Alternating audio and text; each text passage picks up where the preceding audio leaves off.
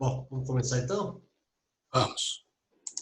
Bom, boa noite a todos, muito obrigado pela participação.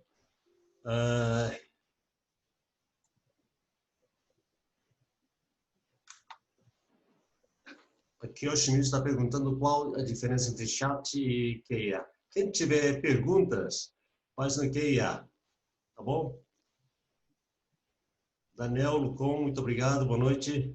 Bom, boa noite a todos, espero que todos estejam bem, né, apesar de confinamento, mas todos juntos, né, vamos vencer mais essa batalha aí contra coronavírus, aí, Covid-19, tá bom? A OTS do Brasil é uma associação de ex-estagiários no Japão, que nós fomos treinados no Japão, né? São quase 3.000 ex-estagiários aqui no Brasil.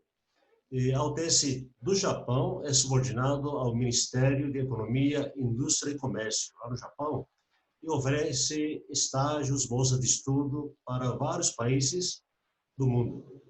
E existe associação OTS em mais de 40 países, em mais de 70 associações no mundo inteiro. E a Associação OTS do Brasil tem como missão contribuir para o desenvolvimento, tem que voltar um aqui, econômico, social e tecnológico do Brasil e do Japão, através do desenvolvimento dos recursos humanos das organizações brasileiras e pela promoção da cooperação entre empresas dos dois países. E ter como missão a visão tornar-se uma entidade de excelência em desenvolvimento de recursos humanos e de promoção de negócios. Vamos lá, então, próximo. E como nós fazemos isso, né? Apoiar empresas com serviços de consultoria, treinamento gerencial e assessoria empresarial na implantação de programas de qualidade e de melhoria do sistema de gestão no modelo japonês. Nós damos treinamento nas empresas, nas associações, né? E em qualquer lugar que o pessoal quiser, né? E desenvolver recursos humanos chaves para as empresas do Brasil, enviando executivos e técnicos para programas de treinamento da OTS no Japão ou trazendo especialistas japoneses para conduzir treinamento no Brasil. No Japão tem vários especialistas, né, mundialmente famosos, então, dependendo do caso, nós trazemos esse pessoal, os professores, né, doutores em qualidade, gestão, aqui para o Brasil para treinamento. Ou nós mandamos executivos, o pessoal para ser treinado no Japão, ou trazemos os mestres, né, aqui para o Brasil para treinamento.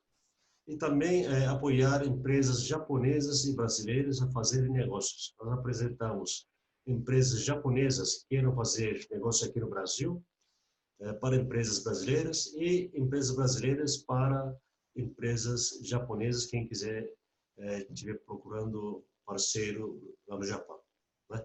E também promover cultura e cursos de língua japonesa aqui no Brasil. Bom, vamos lá, o próximo slide. Bom, quem quiser saber mais em detalhes, né, pode consultar o website www.aotssp.com.br ou enviar e-mail para adm@aotssp.com.br. Hoje nós temos a palestra, né, com o empresário e presidente do nosso Conselho Deliberativo da OTS, o Dr. Paulo Hirai, e ele vai falar sobre o fator humano na gestão moderna, repensando o modelo de gestão, fator humano. Vamos lá então, Dr. Paulo Hirai. Sim, boa noite a todos. Começando então, dentro do protocolo da OTS, tem um microcurrículo, né? Sim, eu acho que já todos puderam ler tudo mais. O tema de hoje é o fator humano na gestão moderna, obviamente, focado dentro do sistema de gestão no estilo japonês. Eu creio que nem todos tiveram oportunidade de assistir à apresentação anterior, mas eu vou pensar uma ou outra questão dos conceitos apresentados para que fique um pouco mais claro do porquê nós vamos falar o que falamos. Bom, como é que a gente gerencia hoje? O mundo ocidental, fundamentalmente, o Japão também, tem muitas empresas ainda nesse sistema taylorista. Taylor, para vocês lembrarem, Frederick Taylor foi um fulano que há um século e pouco atrás criou a administração científica. O mundo inventou as máquinas a vapor, depois o motor elétrico e viabilizou fábricas. E, obviamente, ninguém sabia como é que organizava uma fábrica. E o Taylor, então, saiu com aquelas famosas proposições de que o método de trabalho deve ser definido pela elite da empresa, por quem realmente estava preparado em organizar. Depois que o ritmo de trabalho também tinha que ser definido em critérios científicos. A escolha das pessoas tinha que ser de acordo com o tipo de trabalho. Não vamos contratar mulheres frágeis para trabalhos pesados. E, finalmente, que eu tinha que treinar para que o pessoal executasse exatamente o método e o ritmo de trabalho, né? E isso foi um grande achado, deu tão certo que hoje, mais de 100 anos depois, o que está na cabeça de qualquer pessoa que entra dentro de uma empresa é uma subserviência a esse modelo do Taylor, né? Bom, que outra característica marca a gestão atual? E esse management by crisis, né? Toda vez que tem uma crise, alguém vai e faz alguma coisa, porque a crise é visível, dói, alguém vai e faz algo, né? Em geral, o chefe, o gerente vai e faz alguma coisa e melhora. Na verdade, o que ele faz é dar uma bronca geral nos seus subordinados, dizer, pô, mas não é possível, a coisa está péssima, será que ninguém vê? E os subordinados entendem que realmente a situação não é boa e dão sangue aí para as coisas melhorarem. Infelizmente, esse dar o sangue significa trabalhar mais horas, vir no fim de semana, o que não é sustentável, e as coisas tendem a voltar ao estado anterior, não desejável. Muito bom. Mas esse é o padrão geral. Não vamos gastar mais tempo com essas explicações, porque já é mais da parte conceitual do sistema de gestão. E vamos avançar. O perfil da indústria mudou bastante. E a gente chega ao máximo com essa pandemia, né? Nós estamos falando de indústria 4.0, um grau de automação grande e agora trabalho à distância. Então, o sistema do Taylor já não se adequa nem ao padrão da nova indústria, nem ao trabalho à distância. E aí eu pensei, eu tive assistindo um seminário aí de alguns dias da XP, falando de investimento, mas eles botaram no ar pessoas de peso, como esse Ray Dalio, fundador da Bridgewater, que é um gigante na área de investimentos. Ele disse o seguinte: dor mais reflexão igual progresso, né? A empresa está cheia de dores, toda hora tem problemas, mas se eu não reflito sobre as coisas, ou se a empresa não reflete, não há progresso, tá certo?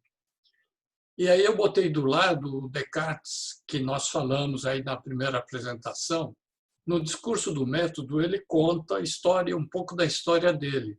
O Descartes é considerado um gênio o pai do pensamento científico, e ele dizia que ele teve a sorte. O Descartes era um cara rico, de família rica. Diz que cedo na vida teve a oportunidade de andar pelo mundo e ver cidades ou vilas muito bonitas, organizadas, ao lado de outras muito bagunçadas. E ele começou a estudar por que é que essas coisas aconteciam. E o ponto dele é o seguinte: todos nós temos uma confusão mental, porque não organizamos o nosso pensamento. Então, eu vivo num país, né, que chamo de minha pátria, mas nunca parei para pensar o que é pátria. Caso tenho filhos, mas eu nunca parei para pensar o que é família, o que é filho, e assim vai. E, obviamente, por extensão, você entra numa empresa, mas não reflete sobre o sistema de gestão na empresa.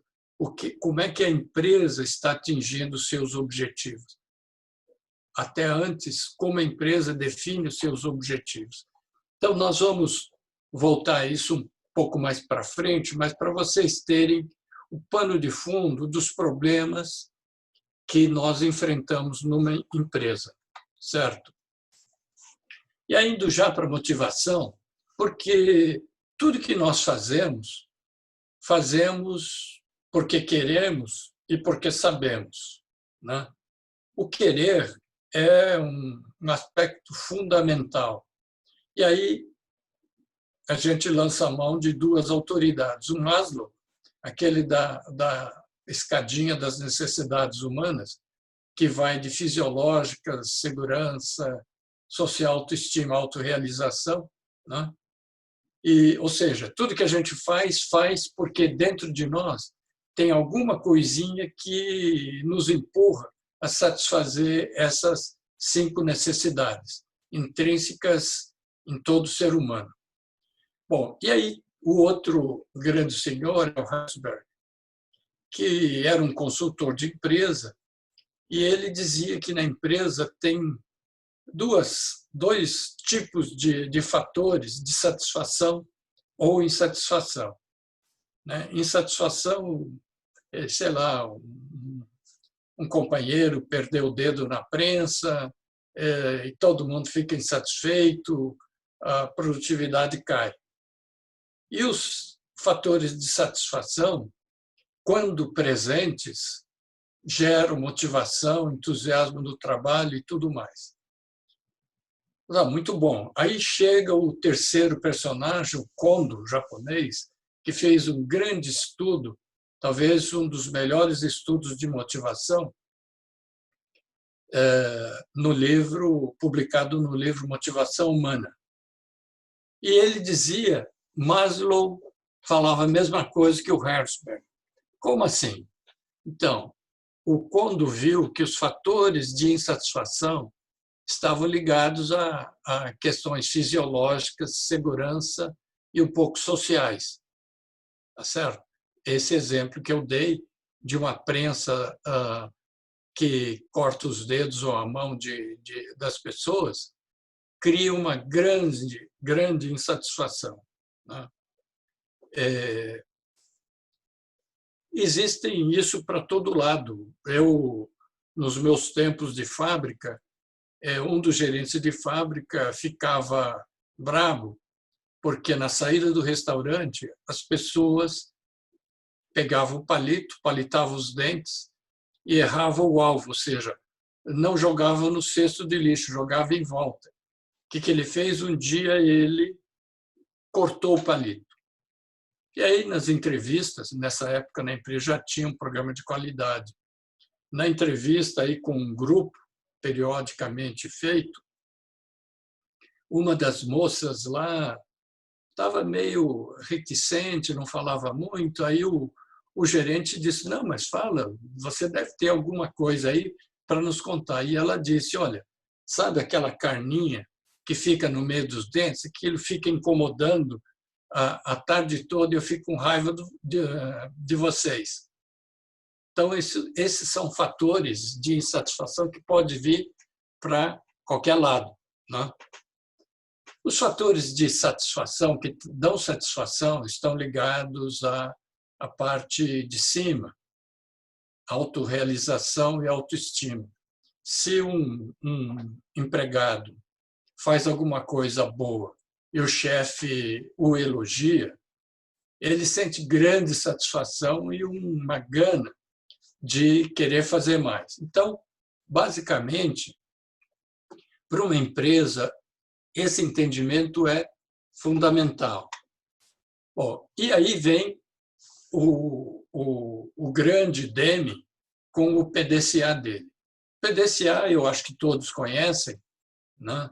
A ideia do Deming é que tudo que a gente faz, primeiro precisa definir o objetivo. O que é que eu quero fazer? O que é que eu quero atingir? Qual é o meu objetivo? Depois, eu tenho que encontrar um método, né? Como é que eu vou atingir o meu objetivo? Ou seja, o passo a passo do que eu teria que fazer para chegar lá. Aí treino as pessoas, eu ou o grupo, né? Treino as pessoas no método e executo. Aí eu tenho que controlar. Estou atingindo o objetivo, né? A qualidade está dentro do que eu esperava, o custo está dentro, etc. Se não, vem aquela quarta parte, que é o agir. O que é o agir? Agir é olhar o método definido no P, na primeira parte, e dizer, olha, o método não me leva a atingir o objetivo. Portanto, cumpre mudar o método. O que é mudar o método? É encontrar outro que permita atingir o objetivo. E como é que faz isso? Com criatividade. Esse é o elemento básico. Ou seja, as pessoas que trabalham são convidadas a usar o seu talento, o seu conhecimento, o seu esforço e melhorar o processo, melhorar o método. Bom, até aí, tudo lógico, não faz mais que obrigação. Não. Se vocês pegarem aí o Maslow, o que é que eu estou permitindo aqui? Estou permitindo que as pessoas realizem coisas. Então, isso é uma característica extremamente importante. Mas na minha empresa, se eu quiser motivar, eu dou um bônus para boa performance, coisa assim. Dinheiro tem a ver com o trabalho? Não. Se vocês pensarem, o salário é parte do trabalho? Não é. É uma coisa agregada, uma coisa de fora. Mas agora eu coloquei um elemento de motivação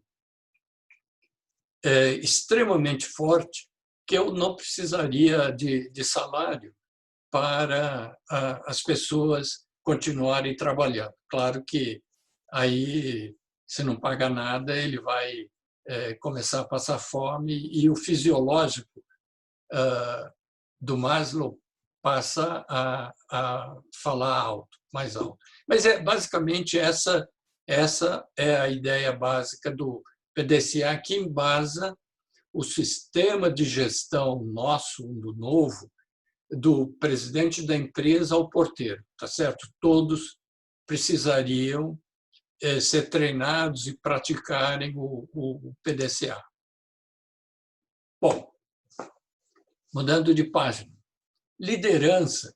Todo mundo sabe e diz que liderança é um tema extremamente importante. Para começar, o que é liderança? Liderar é convencer os subordinados, né, o grupo, a aceitar os objetivos comuns e fazer tudo para atingir. Certo? Então, isso é liderar, isso é liderança. Outra coisa trabalho em equipe. Trabalho em equipe é uma coisa fundamental, porque, deixa eu mostrar, vocês sabem o que é isso? Né? Todo mundo sabe, está vendo um lápis. Quantas propriedades tem um lápis? Tem a cor de fora, se tem ou não a borracha, a dureza da grafite, coisas desse tipo. Mas, na verdade, esse lápis tem quase que infinitas propriedades do tipo ter um número preciso de átomos de carbono, né? Tem aqui várias coisas que, em geral, são irrelevantes ou não. Se eu sou um fabricante de lápis, uma série de outras propriedades passam a ser extremamente importantes. E uma pessoa normal, normalmente por experiência, por pesquisa, consegue enxergar meia dúzia de propriedades, 5, 6 propriedades mais óbvias. Uma outra pessoa também 5, 6, mas não necessariamente as mesmas do primeiro.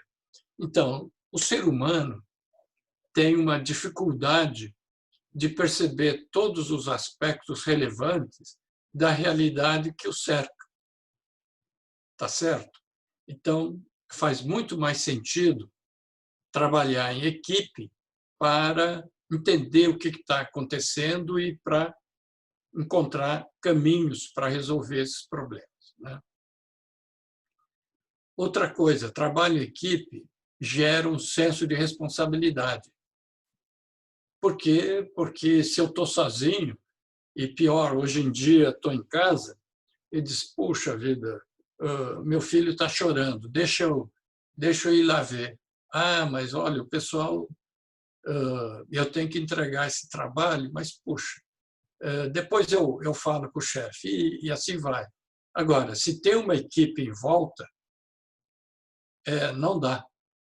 A tendência é que a pressão do grupo, pressão do grupo existe, mas eu prefiro dizer que o indivíduo sente a responsabilidade muito mais forte e vai cumprir a sua parte no trabalho. Trabalhando em grupo também se gera um forte interesse em trabalhos relacionados, em coisas correlatas, né?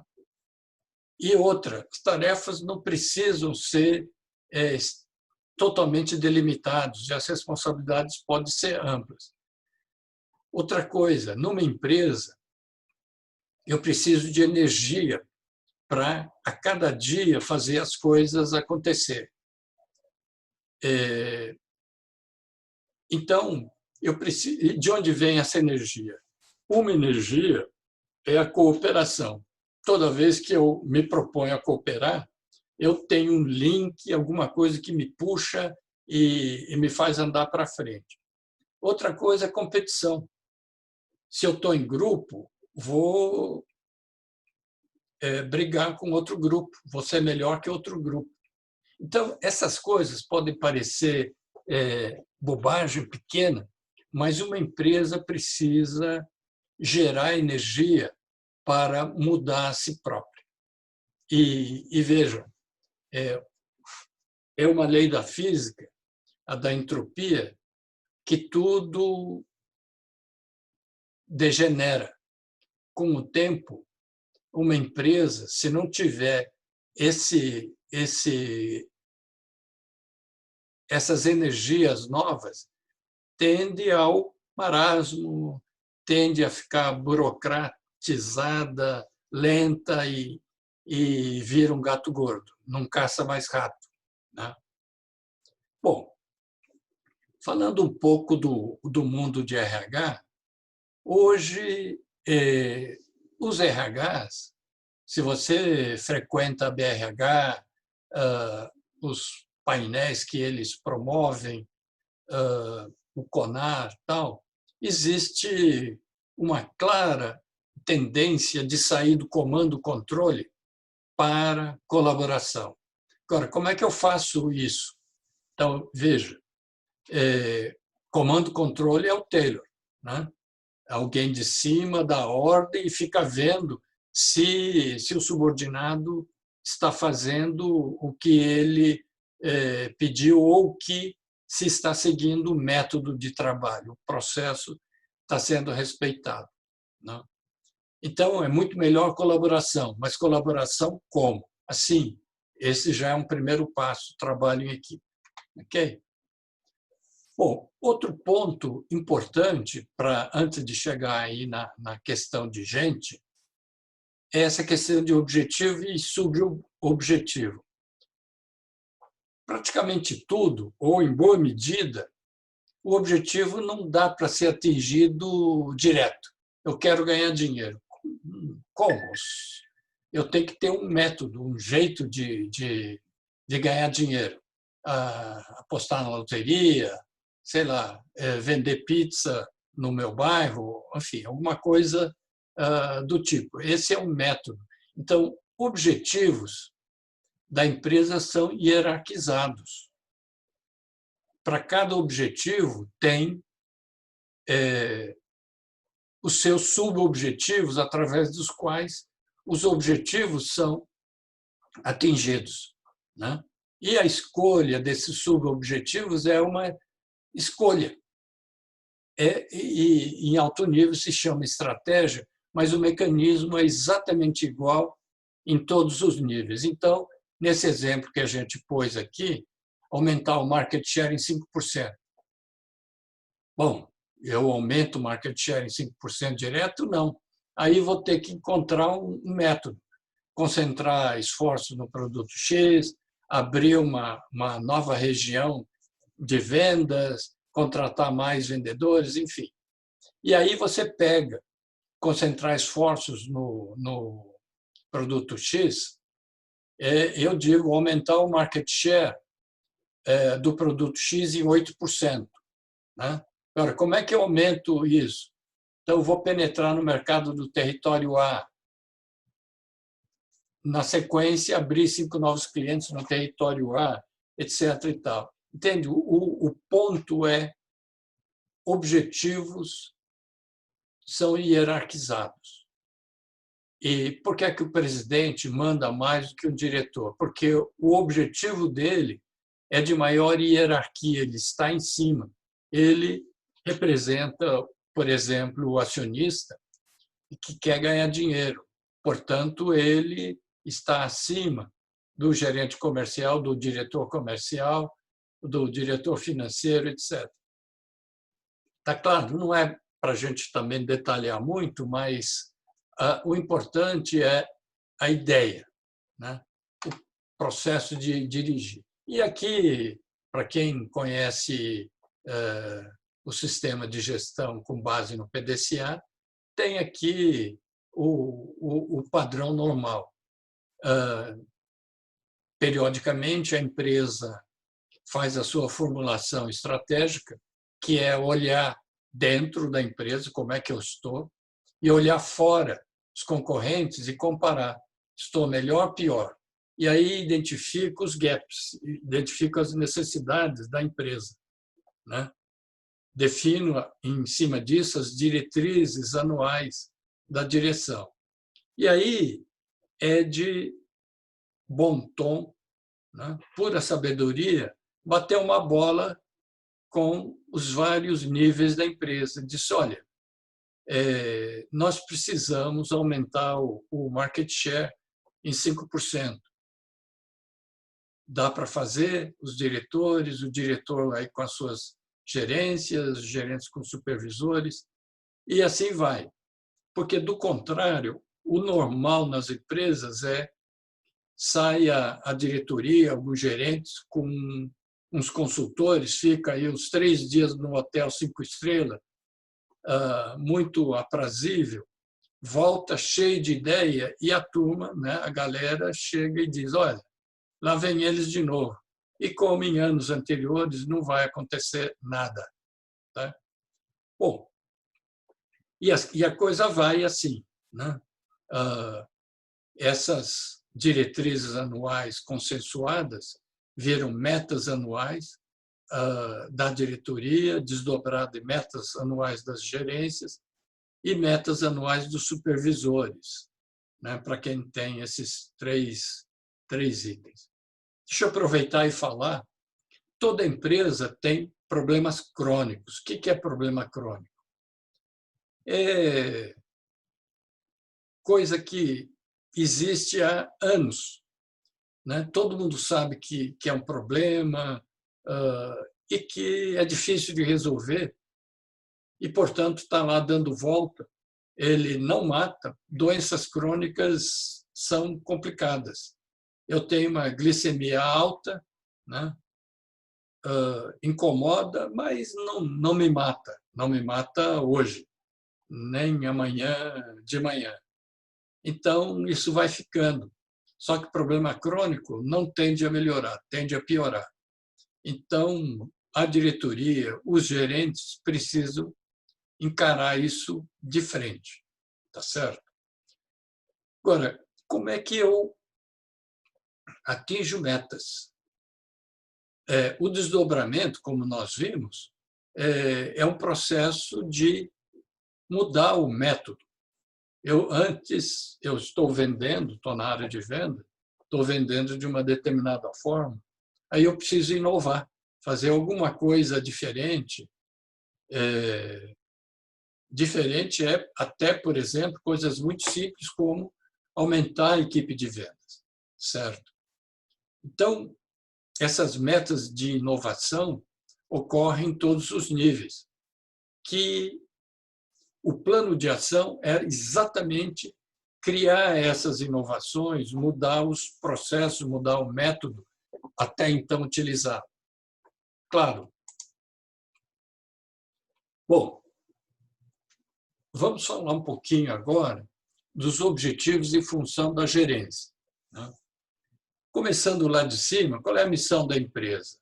Contribuição à sociedade. Não, espera aí, eu sempre ouvi dizer que a empresa quer se perpetuar, quer dar lucro, etc. Mas se vocês olharem a definição moderna de lucro, o que é lucro?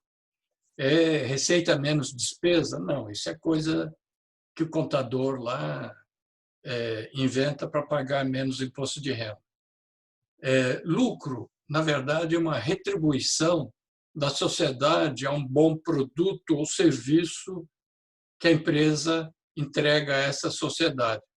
Esse é a essência do lucro. Então, se a sociedade não gostar do que eu estou fazendo, eu não vou ter lucro, né? Muito bom. Vamos agora detalhar um pouquinho mais. E os objetivos da empresa? Vou pular o primeiro. Lucro apropriado, sim. Vida longa ao negócio, sim. E desenvolvimento equilibrado. Temos que definir o que é desenvolvimento. Bom, como eu consigo isso? Eu consigo lucro, consigo tocar o meu negócio através de linhas de negócio e produtos, que é o que vai garantir essas coisas, né? E tem que continuamente desenvolver novos produtos, novos mercados, novas tecnologias e gente. Não necessariamente nova gente, pode ser com velha gente, para fazer face ao ambiente de negócio que está sempre mudando, né? A pandemia trouxe mudanças numa escala nunca antes vista. E também melhorar continuamente a eficiência e performance para suportar e materializar os objetivos da empresa. Tá certo? Que, novamente, esse melhorar continuamente tem a ver com o nosso PDCA, né? Bom, o que mais? Aqui vem um statement que é mais ou menos óbvio, mas é assim, em qualquer situação, né, da empresa, um ser humano forte e persistente será sempre o suporte principal da empresa. Mas hoje em dia eu tenho automação, eu tenho robô, né? Mas por trás do robô tem gente. E sem essa gente, o robô não funciona. Alguém que tem que dizer para o robô o que ele fazer. Ah, mas saiu a tal da inteligência artificial. Inteligência artificial, no mais das vezes, é um algoritmo. Está saindo uma nova geração de inteligência artificial que é fascinante. Ele continua sendo máquina, mas ele emula exatamente como o homem pensa, né? Então, mas sempre por trás vai ter gente olhando essas coisas, né? E aí vem a habilidade e o desejo de um indivíduo, de uma pessoa, de agir com responsabilidade, é tudo. Mais importante que o cargo, tempo de casa, diploma, emprego anterior, tal.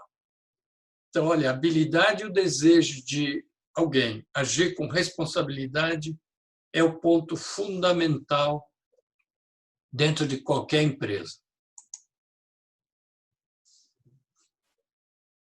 Bom, e aí vem um princípio básico.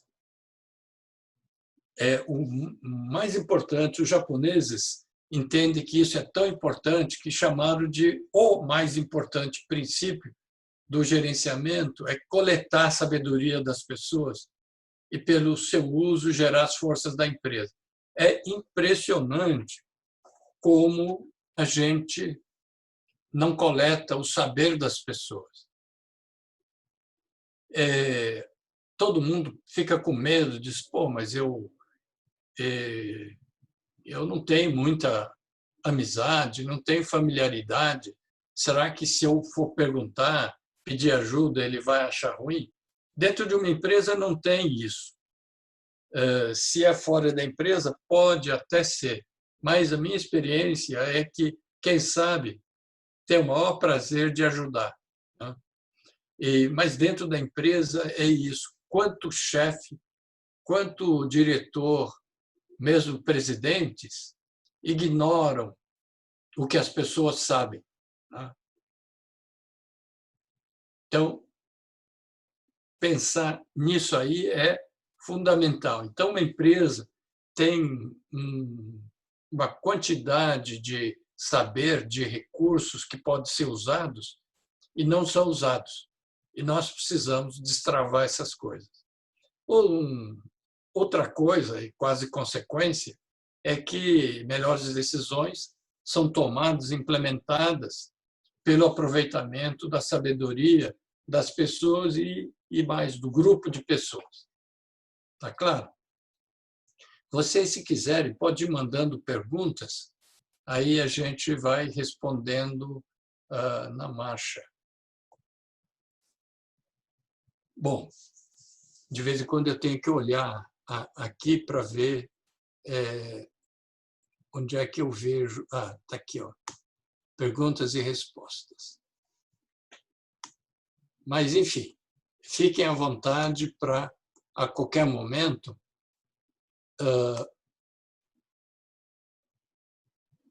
parar e perguntar. Eu gostaria muito que vocês entendessem aí o passo a passo e não ficar nenhum gap no entendimento. Muito bom. Agora, para analisar gente dentro de uma empresa, eu precisaria de uma estrutura de análise.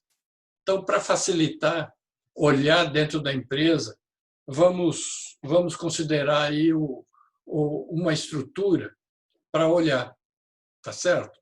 Então, esse tema de gente é muito amplo, eu preciso organizar de alguma forma. Então, vamos ver essa forma. Primeiro, orientação, desenvolvimento. Não se preocupa nesse momento de procurar entender, porque cada item a gente vai explicar. O aproveitamento da sabedoria das pessoas, do que as pessoas sabem, virtudes e valores, o papel da gerência média, valores e informações compartidos, avaliação de longo prazo, rede de relacionamentos semiformais, o tal Nemawashi, né? Escritório panorâmico, rotação no trabalho e desafios e respostas. Bom, primeiro, orientação, desenvolvimento. O que é desenvolvimento? Desenvolvimento é um processo no qual uma organização ou mesmo um indivíduo aumenta a habilidade e o desejo de satisfazer seus próprios desejos e os dos outros. O que é um país desenvolvido? O país desenvolvido é aquele que sabe satisfazer a necessidade dos seus cidadãos. Tá certo? Ah, não, o país desenvolvido é um país rico. Gente, uma empresa com caixa alto, com um ano ruim, liquida todo o caixa.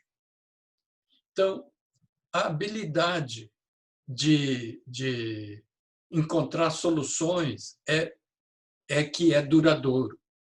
Eu tenho market share aí, metade do mercado é meu.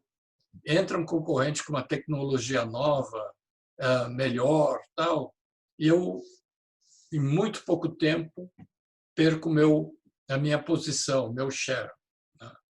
Então, o que é que sobra? Sobra é o desenvolvimento, ou seja, as pessoas, a empresa continuamente aumentando a habilidade é conhecimento, e a vontade de resolver os problemas próprios e dos vizinhos ou dos outros stakeholders, dos outros interessados na empresa. Está claro? Deixa eu ver aqui uma pergunta.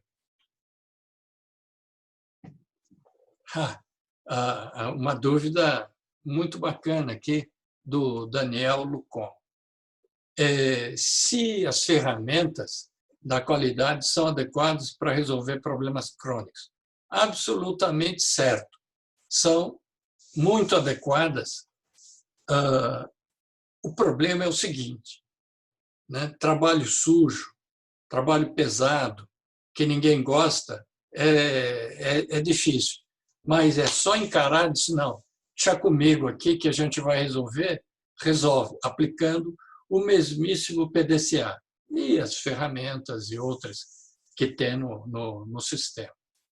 Muito bem, seguindo em frente. Usando o desenvolvimento, o que é que a gente poderia dizer? O objetivo da empresa é o desenvolvimento equilibrado para gerar riqueza e satisfazer os vários stakeholders, os vários interessados na empresa, cliente, acionista, trabalhador, comunidade e governo. Né? Hoje em dia, quem trabalha aí com gestão de risco ou trabalha com empresas multinacionais ouviu falar do ESG, Environment, né, o ambiente, Social e Governance. Tem tudo a ver com isso e eu tenho que melhorar sempre. Comunidade, se eu jogo aí toneladas de ácido sulfúrico, ainda que em pequenas doses todo dia, eu estou sacaneando essa comunidade. Isso não é sustentável. Se eu despejo, né, poluentes no córrego que passa atrás da fábrica, eu estou comprometendo a comunidade. Então, isso não é sustentável, não pode ser.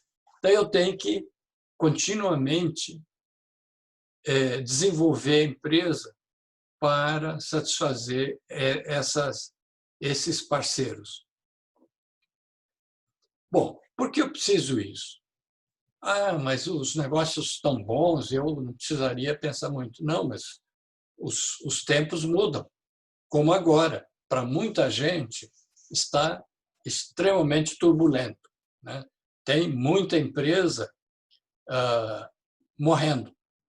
Lógico, talvez a pandemia não seja um bom exemplo, mas para todos os negócios tem ano bom e ano ruim. Né? Às vezes segue aí uma série de anos ruins. E veja, eu coloquei aqui, única base sustentável para a rentabilidade. Se eu não desenvolvo, se eu não tenho a capacidade de me reinventar continuamente, eu não tenho sustentabilidade. Minha rentabilidade vai para o espaço, né? É base para qualidade e produtividade, base para uma estratégia evolutiva, né? Facilita mudanças de grande porte, mudanças de vulto, e alinha melhor os objetivos dos trabalhadores com os da empresa. Vamos ver o que é isso. Então, a empresa quer performance, inovação, desenvolvimento, como nós falamos. E o indivíduo? O indivíduo quer satisfação e quer desenvolvimento. As pessoas querem desenvolver. Voltando lá para o Maslow, as pessoas querem evoluir continuamente, né? Se você fosse budista, você acreditaria na reencarnação e mais na razão da reencarnação, porque você saiu desse mundo cheio de defeitos e o Criador vai te dar outra oportunidade para se aperfeiçoar no próximo. E aí a gerência que é genérica, pode ser a diretoria, a gestão, uma área de suporte, não importa, é que vai conciliar os interesses individuais com os da organização, sendo que desenvolvimento é comum aos dois lados. Bom, o que precisa? Aí começam os problemas. Raízes na companhia. Quando você está numa cidade como São Paulo, a mania de roubar empregado do vizinho é terrível. Ou a própria companhia pode não ter esse conceito de emprego de longo prazo, né?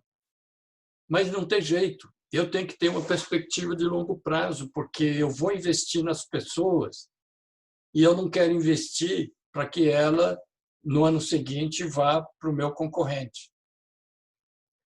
Eu preciso de tempo, né? Desenvolver leva tempo. Desenvolver a empresa como um todo e as pessoas em particular, certo? Eu tenho que ter clareza e constância de objetivos e metas de longo prazo. Onde é que eu tenho que ir? E não pode mudar toda hora, né? E não cair na tentação do lucro imediato, que é das maiores tentações em qualquer empresa. Muito bom. Nós falamos do aproveitar, o princípio mais importante é o aproveitamento da sabedoria das pessoas, pelo seu uso gerar as forças da companhia. E aí vem a questão de pequenos grupos. Pequeno grupo é, em geral, formado por membros de um local de trabalho para identificar problemas, investigar a causa, elaborar medidas para a solução e preparar métodos ou normas para evitar a recorrência, né?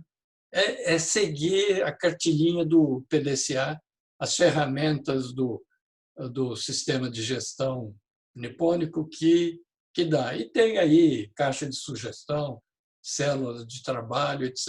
e tal. Ok? Eu acho que isso aqui todo mundo conhece. Com aquela vantagem que eu disse, que um indivíduo consegue perceber a realidade de uma forma muito limitada. Então, meia dúzia de pessoas, em geral, conseguem pegar aí mais de 90% das causas ou dos problemas, dos aspectos relevantes de um problema que se apresenta. Só que para o pequeno grupo ter sucesso, precisa participar da reunião junto com a direção, com o chefe, né? E o chefe tem que mostrar grande interesse na atividade. A atividade não deve ser formal, né? E uma base voluntária. Gente, eu fiquei impressionado. Eu trabalhava numa empresa têxtil E tinha um concorrente no México que vendia Posto Brasil, CIF, mais barato do que o nosso custo de produção. Eu disse, pô, mas não é possível, qual é a mágica? Aí um dia eu consegui uma visita nessa empresa. E o diretor da unidade disse, olha, Paulo, você que vem do Brasil, quer participar de uma reunião semanal aí com um grupo? Então, era um grupo exclusivamente de moças, bem jovens, e elas começaram assim, conforme a última apresentação, nós tínhamos metas assim, assim, assado, né? Essas aqui não foram atingidas, mas a curva é dessa forma.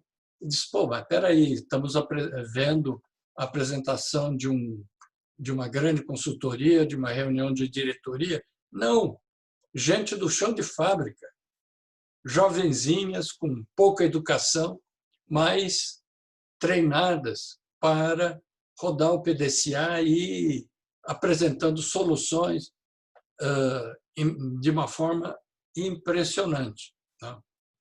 Bom, os temas, se possível, escolhidos pelo grupo, lógico que o chefe pode ajudar, o líder é eleito pelo grupo,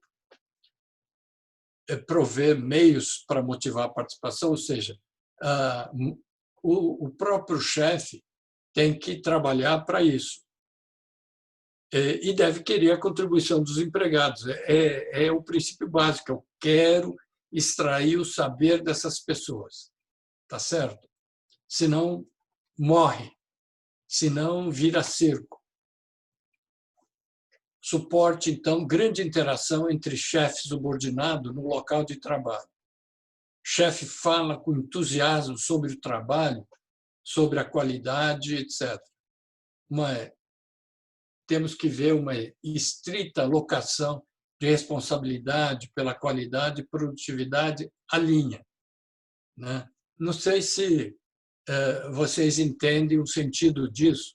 É muito comum, mesmo hoje, nas empresas, que, quando uma máquina quebra, o operador para, chama a manutenção e vai fumar um cigarrinho ou tomar um café. No Japão, tinha uma empresa que fazia rodas de aço de automóvel, que até hoje ainda é a maioria. E como é que isso é feito? Você pega a chapa de aço, estampa o centro, depois estampa lá o toroide, né? Solda a roda onde o pneu vai tocar e depois solda o centro na roda, no toroide. Bom, isso implica numa grande movimentação de material dentro da fábrica, porque você tem que ter várias estações de trabalho movimentando todo esse material aí ao longo das várias estações. O que essa empresa fez? Criou uma linha de produção contínua. Só que, se uma máquina quebra, imagine uma linha de produção com muitas máquinas em linha. Se uma quebra, a linha para. E aí o pessoal para tomar um café, como era no Japão, para tomar um chá, ou fumar. Aí a empresa passou a responsabilidade. E a disponibilidade dessa linha de produção andava por volta de 60% com essa organização. E aí foi passada a responsabilidade pela manutenção para a linha. O que aconteceu? Pulou para mais de 90%. Por quê?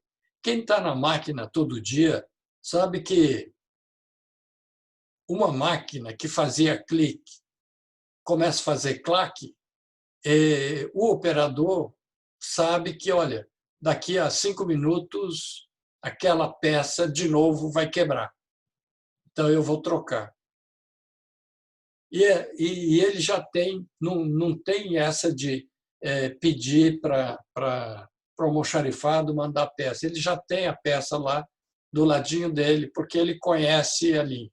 Obviamente, num processo aí de melhoria contínua, aquela peça que sempre quebra, a causa vai ser analisada e vai ser eliminada. Mas, de qualquer forma, só para ilustrar, então, responsabilidade alinha, tá certo?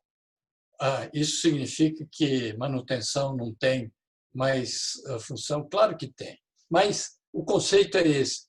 Eu estou fazendo, eu sou responsável por tudo, porque eu sou o melhor cara, eu sou o que melhor conhece o que está acontecendo no meu local de trabalho. Tá? E isso tem que ser aproveitado pela empresa. O princípio mais importante da gestão, da administração, é o aproveitamento do saber das pessoas. Tá certo? Aqui, isso está por toda parte. E esse é o maior pecado das empresas. O saber está em um monte de lugares. E nós teimamos a ignorar esse conhecimento, esse saber das pessoas. E se juntar com a vontade, com a motivação delas, aí a empresa fica imbatível, né? Bom, estabilidade no emprego e tal, claro, é uma necessidade. Bom, deixa eu fazer antes de mudar de tema, veio aqui uma pergunta. Quais serão os reflexos no sistema de trabalho, como home office, presencial ou híbrido, no período da Covid e pós-Covid? Como será o comando, controle e colaboração nesta fase de pandemia que o senhor mencionou na sua apresentação? Isso do Henrique Nakagaki. Obrigado, Henrique. Excelente pergunta. Se a gente olhar como é o processo, o PDCA começa com planejamento estratégico, olho como a empresa está dentro, comparo com concorrentes lá de fora, vejo os gaps, vejo lugares que eu preciso melhorar, negocio com as várias linhas e defino o que é importante, o que as várias áreas precisam fazer. E aí, tanto faz se ele está do lado do chefe ou está longe, porque o que não dá é deixar o trabalhador do lado, sem saber muito bem o que fazer, empurrando o método burramente, e se ele estiver longe, a supervisão fica um pouco mais difícil, porque no método do Taylor, para que servia o supervisor? E isso está embutido na cabeça da gente, porque nós somos a quarta, já para a quinta geração de trabalhadores e de executivos dentro do sistema, dentro da Revolução Industrial. Então, todas as empresas que você trabalha usam o sistema do Taylor. Então, está tão impregnado que a gente não se dá conta. Agora, no home office, cadê o supervisor? Está longe, né? Então, se eu não tenho o processo de estabelecer metas para todo mundo, fica mais difícil. Agora, se eu tenho um sistema de estabelecer metas, fica fácil. Não preciso estar olhando por cima do ombro, porque ele tem que apresentar resultados, né? E junto com o grupo dele. E aí, eu que sou o chefe deles, na data combinada, junto todos e eles vão mostrar os avanços e cada um pode reportar o que fez. Então, é por aí. Muito bem. Aí vamos mudar um pouquinho de temas. Virtudes e valores. Para a gente ter uma liderança, para estar acima de outras pessoas, porque, como gente, somos todos iguais. do presidente ao porteiro. Mas eu preciso ser respeitado. Para isso, é fundamental ser uma pessoa aplicada. Eu tenho que me dedicar e de moral irrepreensível, né? Se eu tenho problemas morais, fica difícil ser respeitado. Bom, que mais? Tem que estar atento para o que é mais importante. Tem que estabelecer prioridades. E mais, vou ser radical, tem que me livrar de temas não essenciais, concentrando a atenção somente aos mais importantes. Isso, gente, é extremamente importante, porque como a gente não tem metas para atingir, a gente fica dando voltas e olhando coisas não tão críticas. Pego o trabalho em casa. É divertido ver uma live não tão fundamental para mim, né? E eu pegar o problema, encontrar uma solução para o problema, trocar ideias com os meus pares, tal, já é bem mais difícil. Bom, tem que gostar do trabalho. Gostar é uma coisa interessante. Quem lê O Pequeno Príncipe sabe que se eu me dedicar, eu acabo gostando, né? Gente, é um bicho estranho, mas é assim que funciona. Outra coisa, eu tenho que compreender o que está ocorrendo no local de trabalho, né? Antigamente, os gerentes tinham salas, mesmo os supervisores tinham sala, e os problemas iam a ele. Errado. Ele é que tem que ir aos problemas, tem que ver no local de trabalho o que está acontecendo e analisar fatos e dados, né? Porque o que parece ser, muitas vezes não é. Então, eu tenho que pegar quais são os fatos e as informações coletadas. Muito bem, ainda nesse item de virtudes e valores, eu tenho que ter ganas de completar uma tarefa. Eu já era diretor numa época que computador ainda era muito pouco usado. Aos 27 anos já tinha responsabilidades grandes e não é a moleza de hoje, que está tudo no computador. E você começava 10 coisas simultaneamente. O que acontece? Metade fica para trás. Então, se a gente não tiver essa gana, essa determinação de dizer, olha, eu vou terminar, fica no meio do caminho, né? Para isso, eu preciso ter objetivos bem definidos, tá certo? Então, o sistema de desdobramento é fundamental. E, claro, vocês sabem que o sistema de gestão tem os mecanismos de desdobrar diretrizes, de pegar o planejamento estratégico e levar até a base da pirâmide. E, claro, de preferência, os objetivos têm que ser ambiciosos, senão não tem graça, né? Participar e dar participação, livre troca de opiniões, discutir pontos fracos abertamente. Tem gerente que morre de medo de discutir os seus pontos fracos. Bobagem. O que vai matar o gerente é o resultado, não é ele ser melhor ou pior. É o resultado que conta para uma empresa, né? Ser bom ouvinte, humildade de que sempre há algo para aprender com os outros. Isso, novamente, gente, é a forma de capturar o saber das pessoas. Eu tenho que praticar essas coisas, porque senão a empresa não vai para frente, né? E outra, não temer admitir honestamente os seus erros. É duro isso, sobretudo quando você tem uma posição um pouco fragilizada, a empresa não anda bem, está cortando gente. Isso aqui é das coisas aí que dá pesadelo à noite. Mas tem que ser assim. O que mata não é você, o como você é, e sim o resultado do que você faz. Então, é bom corrigir erro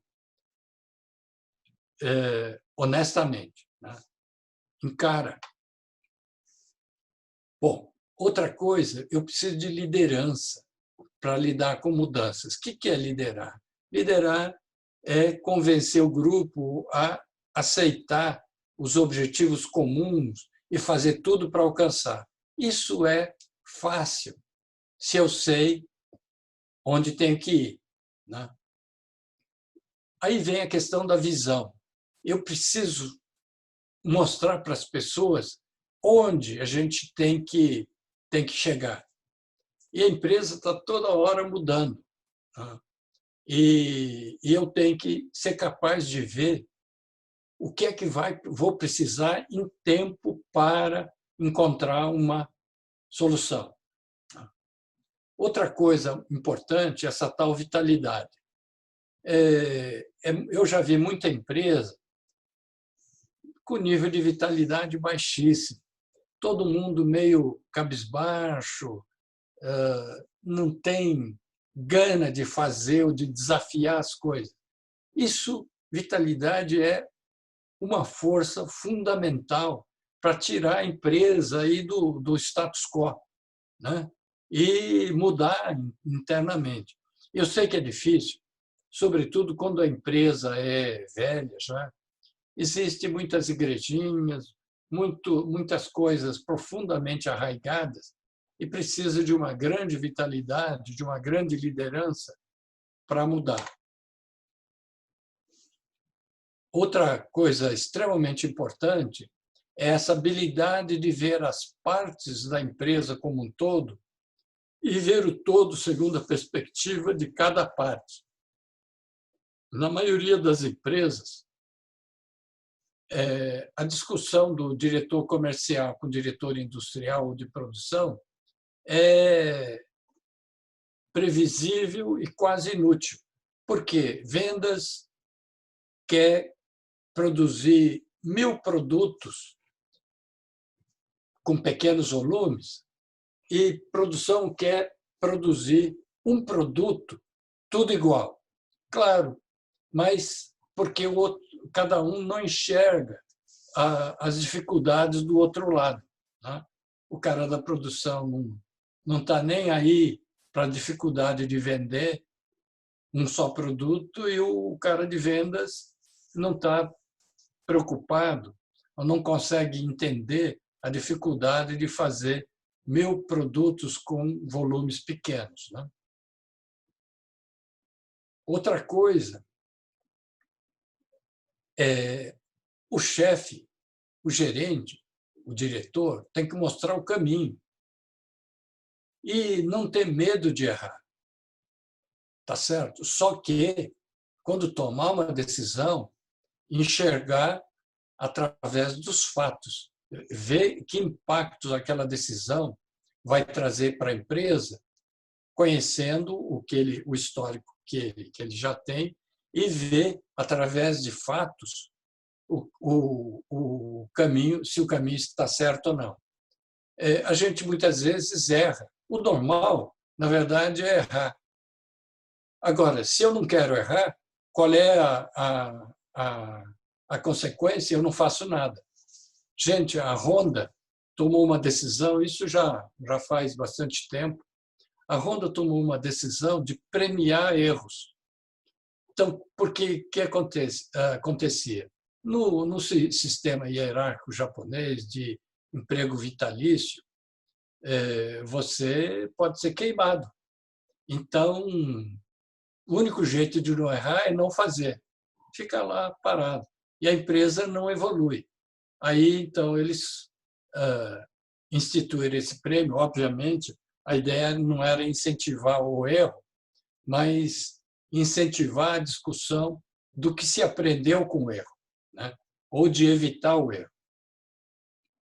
Outra coisa é a decisão no timing certo, no tempo certo.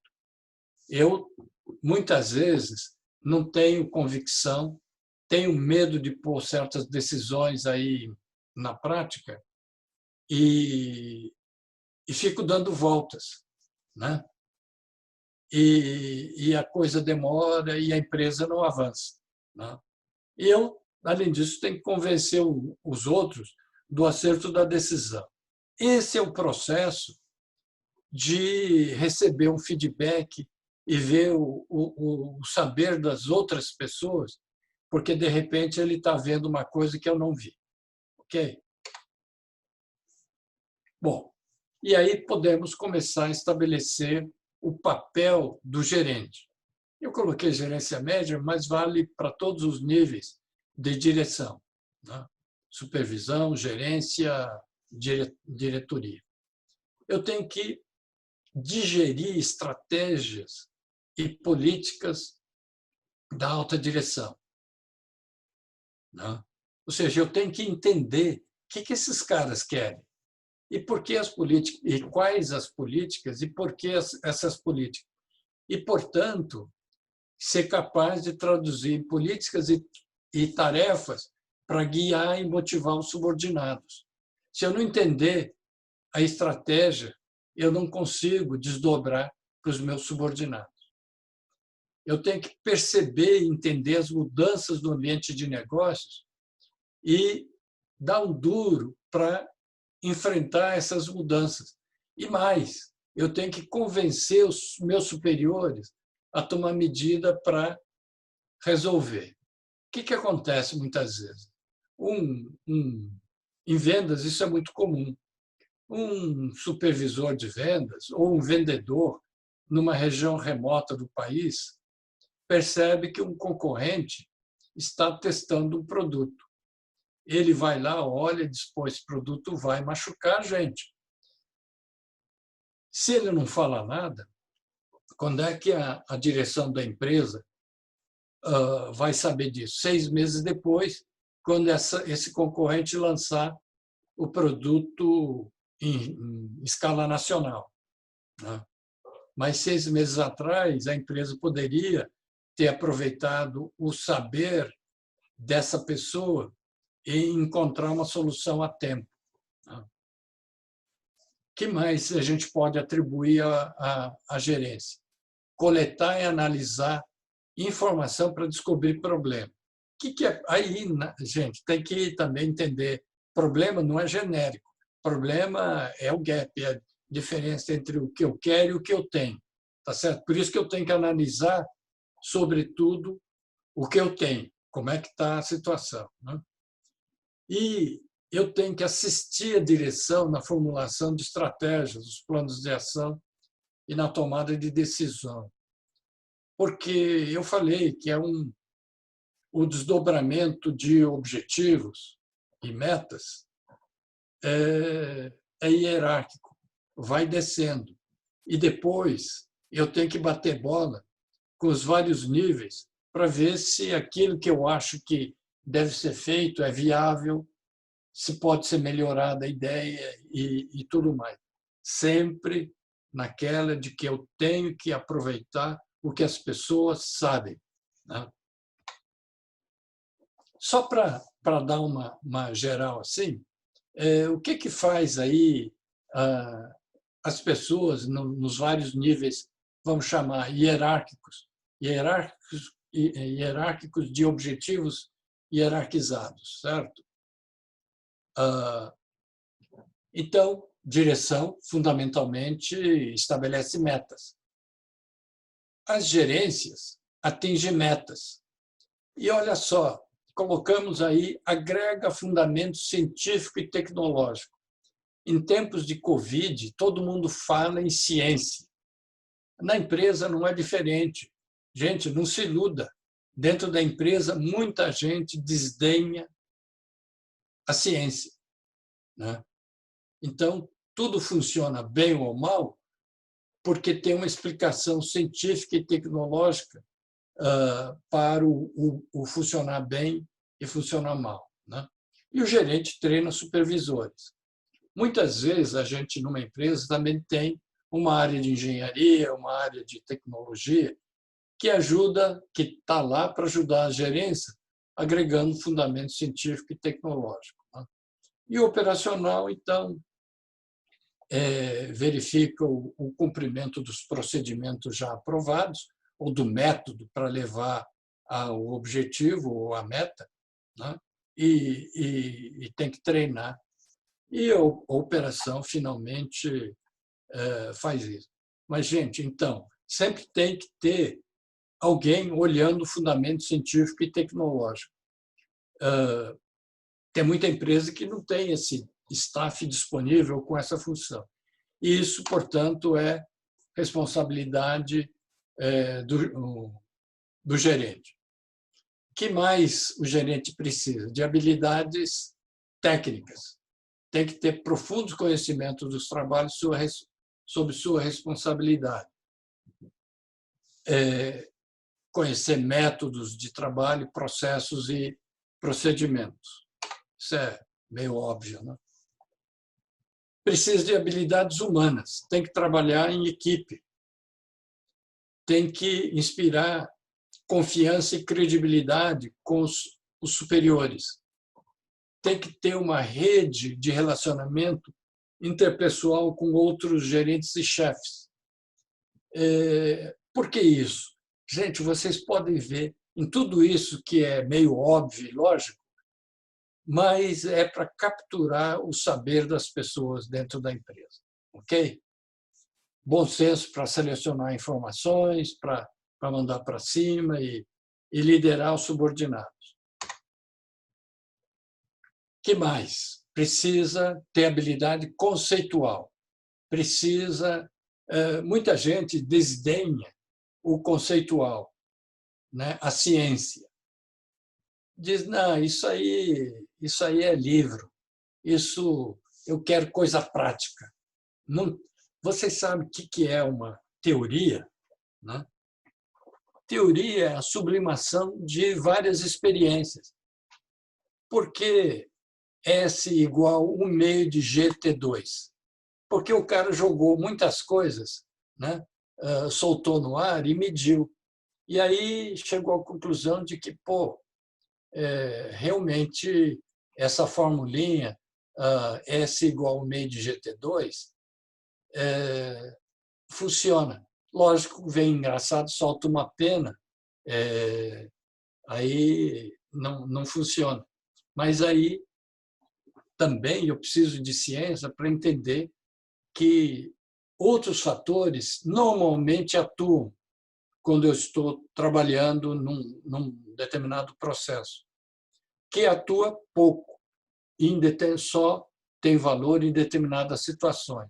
Então, a resistência do ar para objetos leves passa a ser muito relevante em relação à gravidade, à força da gravidade. É um pouco por aí.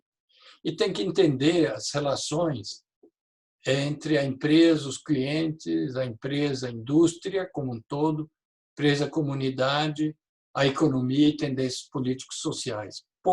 É demais. Mas, gente, ajuda muito.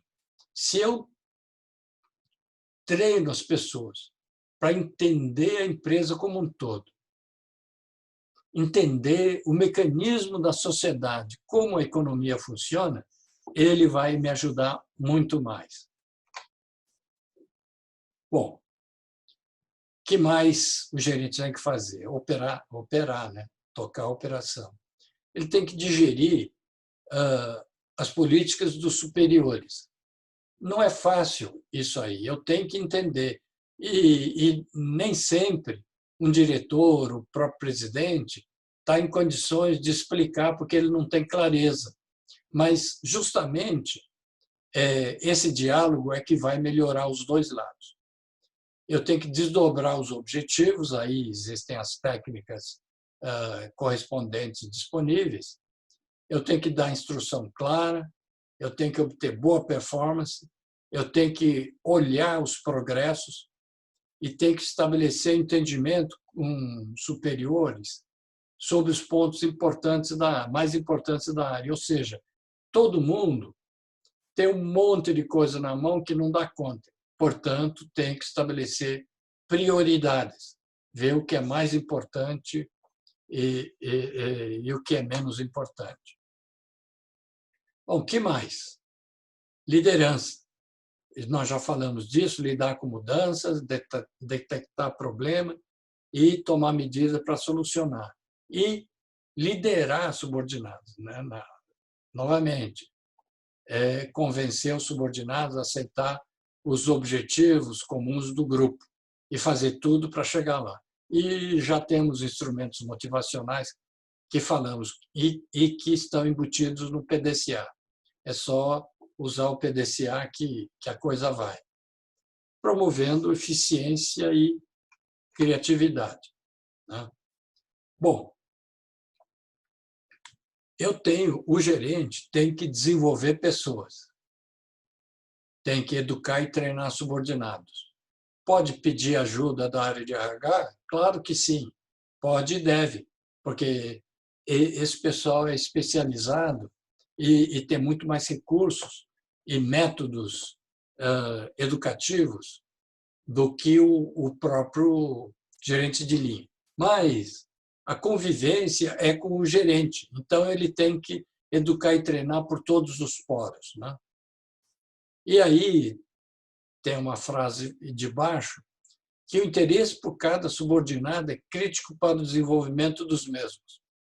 O que eu não fiz com os meus filhos, estou fazendo com os netos. Eu gosto muito dos netos e eles são movidos à atenção. Quando eu me interesso por eles, eles desenvolvem a fala, aumentam o vocabulário e é visível o desenvolvimento deles. E também precisa se autodesenvolver, né? Todo gerente precisa fazer um esforço para melhorar a personalidade e os conhecimentos. Gente, autodesenvolvimento é fundamental. Não está aqui na apresentação, mas eu me lembro, e isso já faz tempo, eu trabalhei nos Estados Unidos, isso era contado lá, que é o seguinte: o presidente, o CEO de uma grande indústria automobilística se aposentou. E esse fulano começou bem de baixo. Ele entrou lá muito jovem e foi subindo, subindo, subindo. E aí, quando ele se aposentou, veio uma revista entrevistá-lo e disse: mas, senhor, conta para a gente qual foi o segredo do seu sucesso na empresa, né? Ele disse: não tem segredo nenhum. Eu fiz o que muita gente faz. Mas não é possível, tem que ter alguma coisa, senão as pessoas não têm uma carreira semelhante à sua. Aí ele disse o seguinte, disse: olha, gente, se tem uma coisa diferente que eu fazia e que acho que os outros não fazem, ou não faziam, é o seguinte: uma vez por semana, eu me trancava no quarto e passava o filme da semana, né? Então, essa reflexão é fundamental para a gente entender o que está acontecendo com a gente, o que está acontecendo na empresa, ou pelo menos na minha área dentro da empresa, ou até na minha vida pessoal e tudo mais.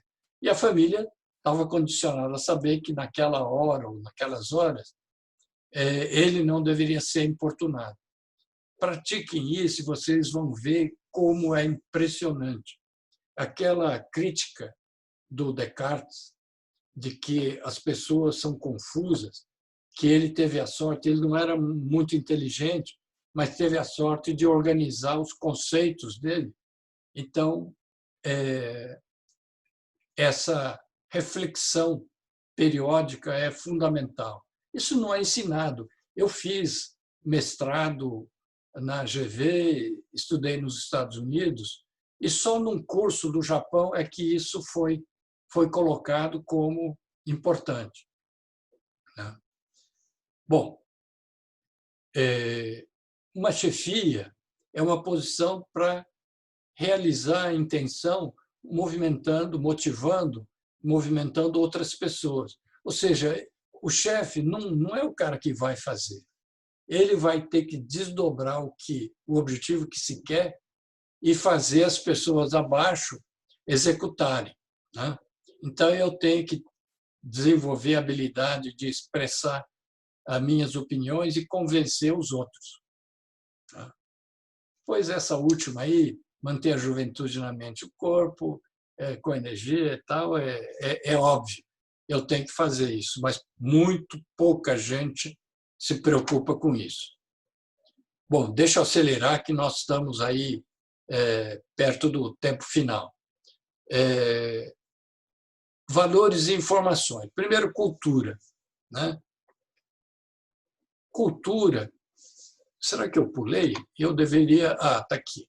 Cultura é o conjunto de pensamentos comuns, visões e normas de ação construída de vários anos, através de vários anos, e constituiria uma tradição na companhia. Sobretudo empresas já mais antigas, com baixa rotação no trabalho, têm uma cultura bem forte, né? E essa cultura é boa quando vira uma regra de ação e decisão na empresa orientada ao mercado. Tá certo? Mas, enfim, cultura, então, é esse conjunto de pensamento e visões. E aí vem, olha, a chave da sinergia dentro de uma empresa é o compartilhamento de valores e informações. Uma filosofia gerencial é extremamente importante no compartilhamento de valores. Uma rede de comunicação semiformal, eu vou falar do que é o Nemawashi, escritórios abertos para facilitar a comunicação. Okay? Outra coisa, eu tenho que fazer a avaliação dos funcionários no longo prazo. Porque se eu avalio anualmente, o cara tem um azar, a empresa atravessou uma situação difícil e o que afeta mais uns que outros. E isso eu gero injustiça, prejudica o trabalho em equipe e desmotiva, além de deixar as pessoas com medo. Agora, no longo prazo, eu convivo com as pessoas de forma correta e avalio a capacidade e potencialidade das pessoas muito bem. E mais, se eu agregar isso, uma rotação no trabalho, eu tenho avaliações de várias pessoas, porque se eu estou com um chefe que tem um viés em relação a mim, eu posso, mesmo no longo prazo, ser mal avaliado, né? Bom, aí vem a questão da rede de comunicação semiformal. É fato que muitas informações relevantes são obtidas de forma informal, através de contatos pessoais. Isso não, muita coisa na empresa que é importante não se escreve, se fala.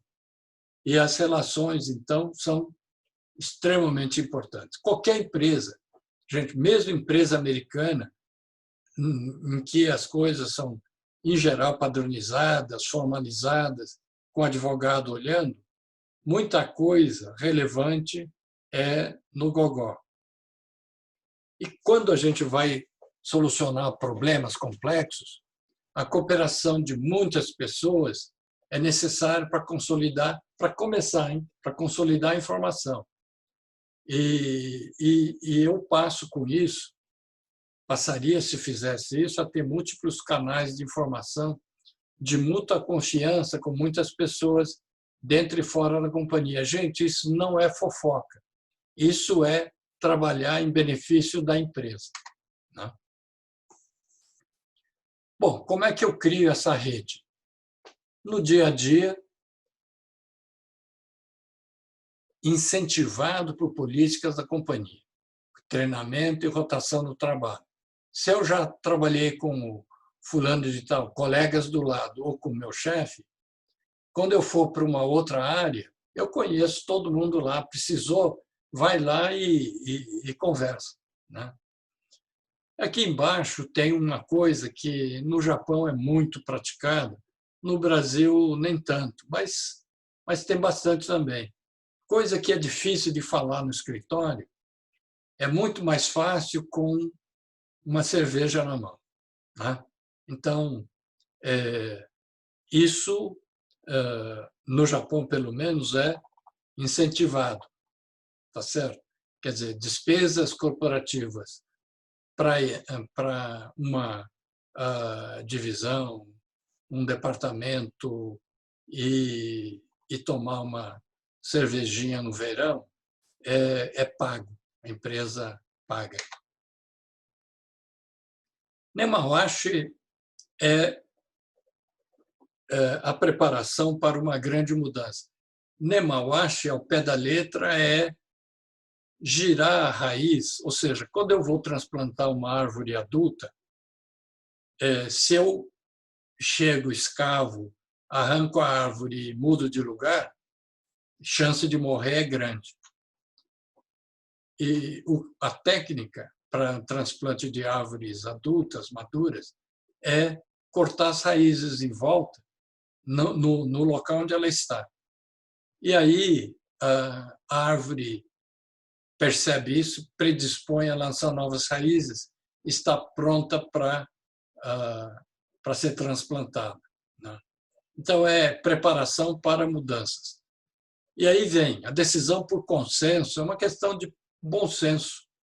Quantas vezes a gente vai numa reunião para tratar da decisão que eu propus, que afeta uma série de pessoas?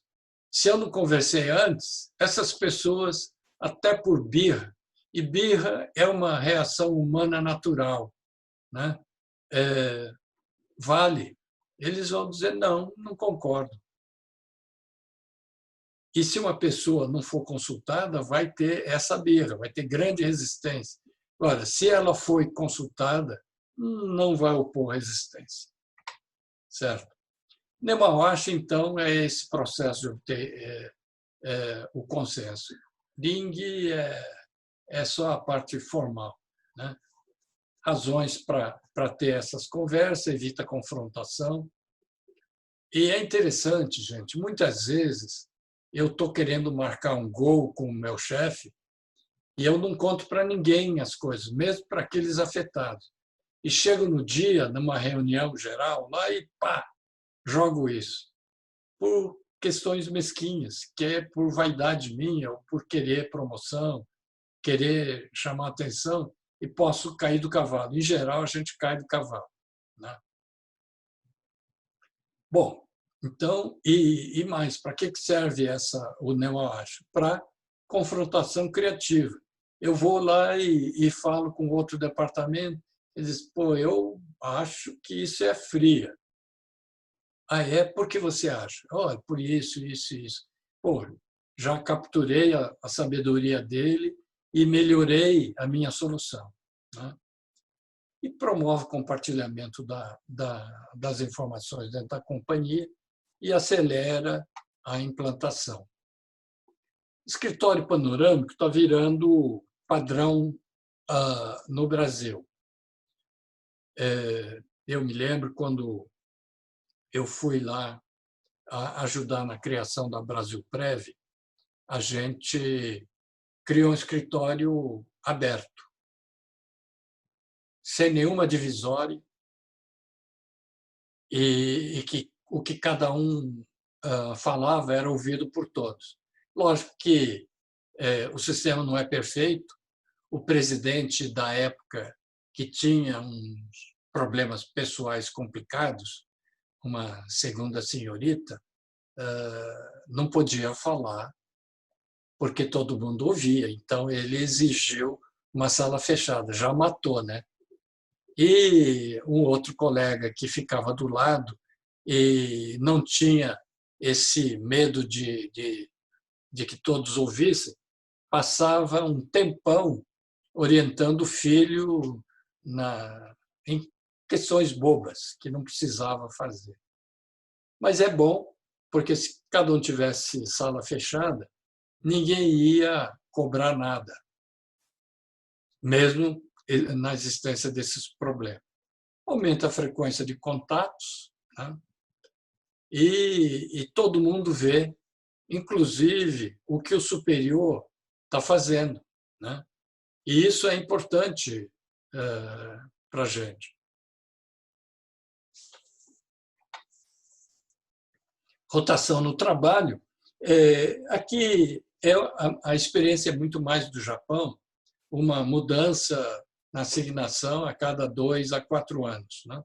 Claro que expande o escopo das experiências e aumenta a visão de generalista, né? Mesmo sendo especialista em uma área, eu posso ter aí essa visão mais ampla.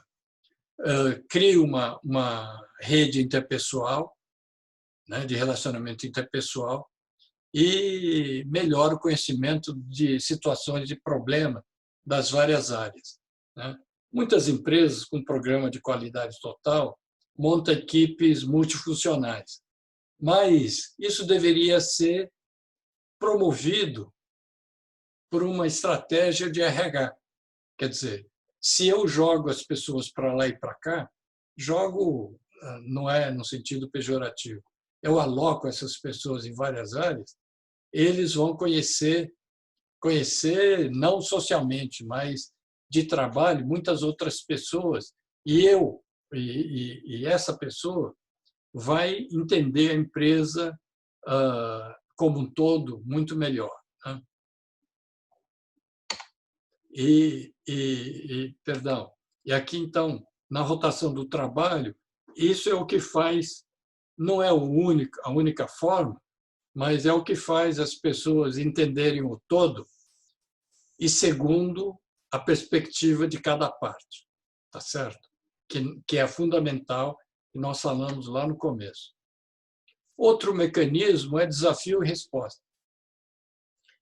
Eu tenho que dar desafios elevados para os departamentos, para as várias áreas da empresa. Então, uma diretoria mole não está cumprindo o seu papel. Tem que estabelecer meta elevada, lógico que sempre negociado com as várias áreas para ganhar a adesão deles, né? Porque isso vitaliza a organização. Gente, eu não trouxe aqui, mas vocês sabem que em 2000 ou 1900 e caquerado, quando teve o choque do petróleo, o petróleo subiu espetacularmente num ano. E aí tem um comparativo lá no Japão entre empresas que ganharam o prêmio DEMI, Prêmio Nacional da Qualidade lá do Japão, e a média das empresas industriais. O tempo para sair do sufoco das empresas que praticavam essas coisas todas foi de um ano. No ano todo mundo caiu, o lucro caiu. No ano seguinte já recuperou. E as empresas que não eram ganhadoras do prêmio levaram 2 anos para recuperar e não voltaram ao nível antes da crise. Então, vocês vejam que fazer essas coisas vitaliza a empresa, né? E o que nós temos que fazer é ensinar todo mundo, mudar conceito, aprender, pegar o impossível e realizar, né? E ter sempre o desejo de melhorar. Tá certo, gente? Passei aí um bocadinho do tempo. A chave é elevar a habilidade, né? Não se vence a concorrência repetindo o passado. Eu preciso melhorar, melhorar, melhorar. Bom, então, para resumir, a gente pode dizer o seguinte, para que um bom sistema de gestão, esse da qualidade total que a gente falou na primeira fase, seja implantado, utilizado por toda a empresa, é fundamental adequar o fator humano. Ou seja, a gente esquece, fica tão apegado às ferramentas, ao PDCA e tal, esquece que uma ação orquestrada com recursos humanos é fundamental para dar sustentação a esse bom sistema de gestão. Tá certo? Gente, Desculpe aí ter passado da hora, estamos aí com 10 minutos além da hora planejada. Tá certo? Muito obrigado. Se alguém tiver alguma dúvida, estamos à disposição remotamente, porque hoje já, pela hora, eu acho que não seria bom entrar nas perguntas. Ok? Muito bem. Não sei se o Eike vai querer fazer... Opa, aí está ele. Muito obrigado, Paulo Hirai. Muito obrigado a todos que participaram hoje, né? Muito obrigado pelo prestígio. E vai haver mais webinar da Alteste, né? Vamos participar. E vamos vencer essa pandemia aí, né? Todos juntos. Enquanto isso, vamos adquirindo conhecimento através da Alteste também. Tá bom? Muito obrigado e até a próxima. Perfeito.